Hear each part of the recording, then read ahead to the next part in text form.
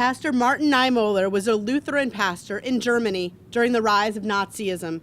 In the mid-1930s, he became disillusioned with Hitler, became an activist, was arrested, and ultimately placed in the Dachau concentration camp, where he was liberated by the Allies in 1945.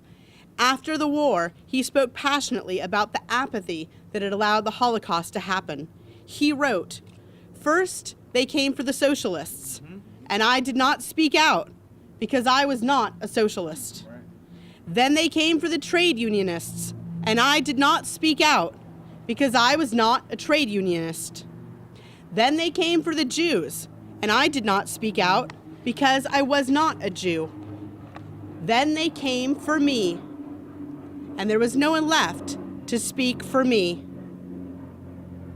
In the immediate aftermath of the murder of Michael Brown, his family and friends were quick to describe him as a good guy, a gentle soul, a big teddy bear.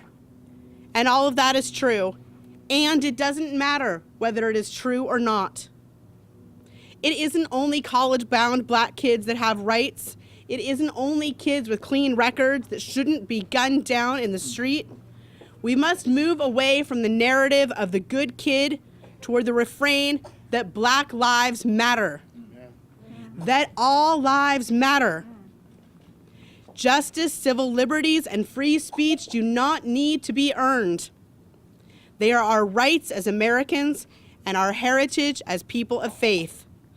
As people of faith, we are called both to embrace our differences and to look beyond them to what unites us, that we are all created in God's image, and that racial and economic justice anywhere is an affront to God.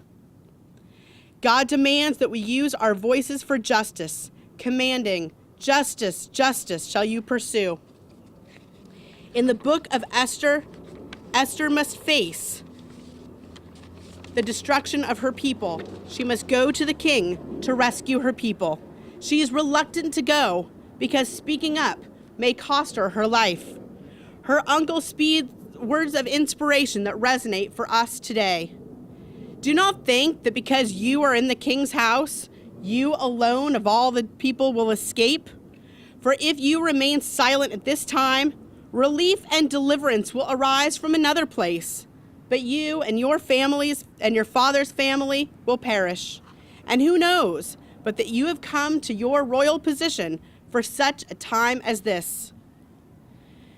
God, you have granted us positions of leadership in our faith communities.